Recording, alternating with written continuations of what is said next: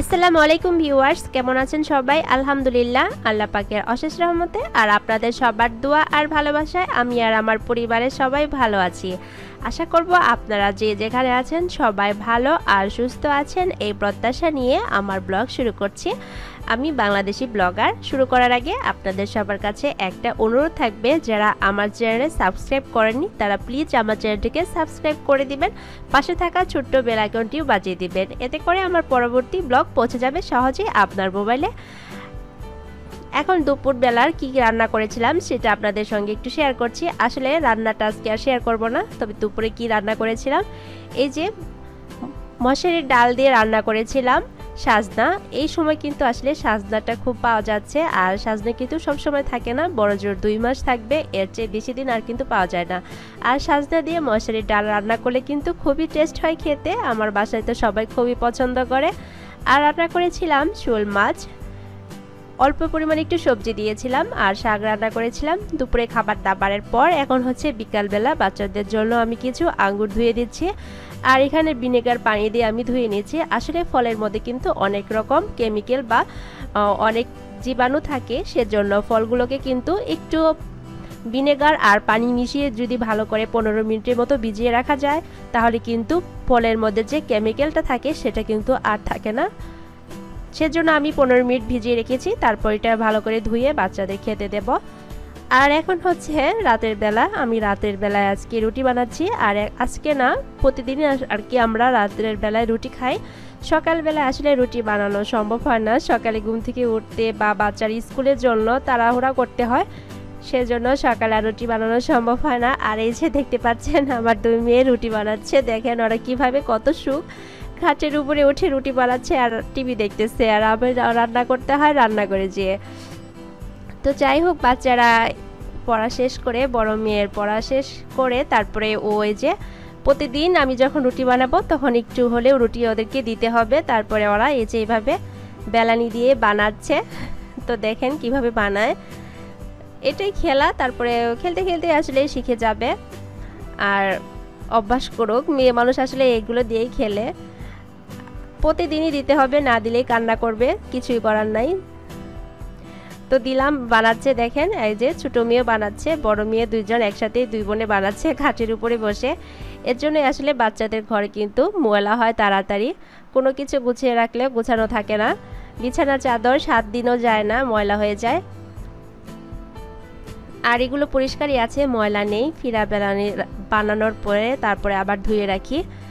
এই যে ছোট মেয়ে একবার রুটি বানিয়েছে, আবার সেটাকে ভেঙে আবার বানাচ্ছে। তো কিভাবে রুটি বানায়, সব আবার ভেজেও দিতে হবে এগুলোকে, ওদের পুতুল আছে সেগুলো নাকি খাবে, তো এরকম করে ওরা প্রতিদিন বানায়। আসলে বাচ্চাদের এভাবে খেললে তারপরে ওদের মন মানসিকতা বিকাশ হয়।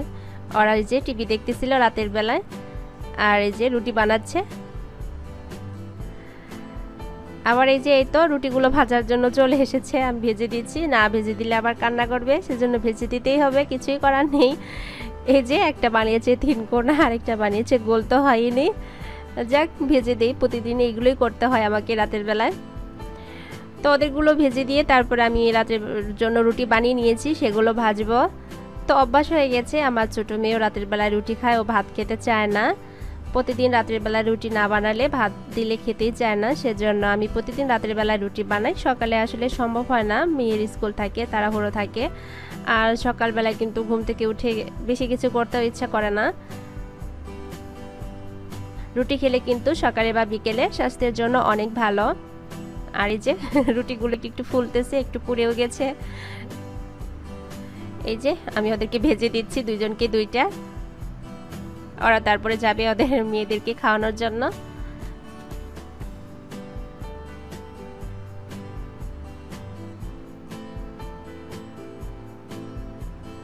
এখন আমি রুটিগুলো ভেজে নেব। তো সেদ্ধ আটার রুটি দেখেন কত সুন্দর কিন্তু ফুলতেছে, একটু আস্তে আস্তে ভাজতে হবে, তাহলে সবগুলো রুটি ফুলে উঠবে। আসলে রুটি ফুললে কিন্তু সেটা খেতে বেশ ভালো লাগে, আর চিপসে থাকলে সেটা কিন্তু খেতে ভালো লাগে না, সেজন্য রুটিটা একটু মিডিয়াম আঁচে রেখে একটু সময় নিয়ে রুটিটা ভাজতে হয়। এই যে দেখেন কত সুন্দর ফুলে উঠতেছে, কোনো কিন্তু কিচ্ছু করা লাগছে না, এটা আপনা আপনিই ফুলে ওঠে। আর এই যে আমি প্যান বসিয়ে দিয়েছি, আর এখানে আমি ডিম ভাজি করে নিয়েছি। তো বাচ্চাদের জন্য এমনিই করে নিচ্ছি, ওরা ঝাল খাবে না, পেঁয়াজ দিলেও খাবে না, সামান্য পরিমাণে একটু লবণ দিয়ে দিয়েছি, এভাবে খাবে। আর আমাদের জন্য একটু ঝাল করে ভেজে নেব।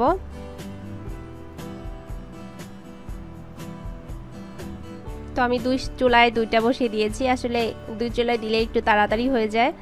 এক হাতে ভাজতেছি আর এক হাতে যে এই পাশে করতেছি। তো আমার একটা ভাজা হয়ে গেছে, আমি আরেকটা ভাজতেছি ডিম।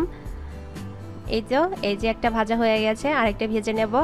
আর এই পাশে রুটিও ভাজতেছি।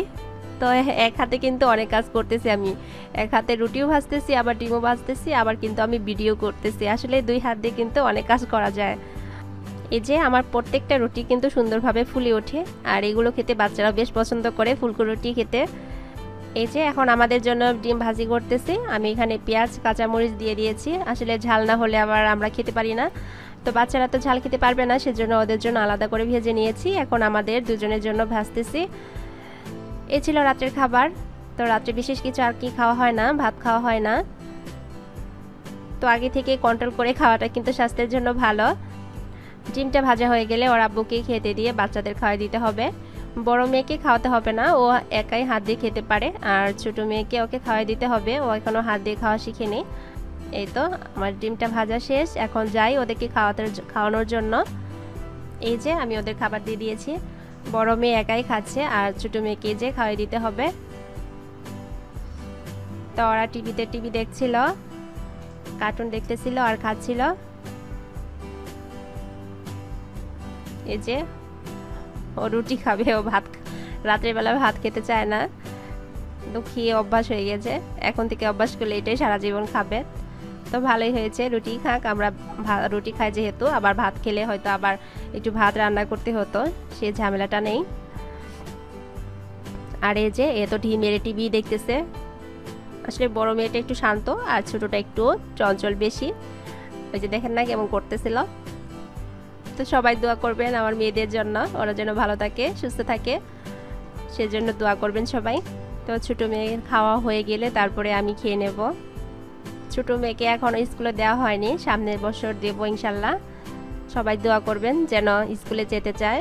আর এই তো বড় মেয়ে টিভি দেখতেছে আর একটু একটু করে খাচ্ছে। তো ঠিক আছে, আজকের মতো আমার ব্লগ এই পর্যন্তই, আর বাড়াচ্ছি না। সবাই ভালো থাকবেন, সুস্থ থাকবেন, আর অবশ্যই আমার চ্যানেলটিকে সাবস্ক্রাইব করে আমার চ্যানেলের পাশেই থাকবেন। আল্লাহ হাফেজ।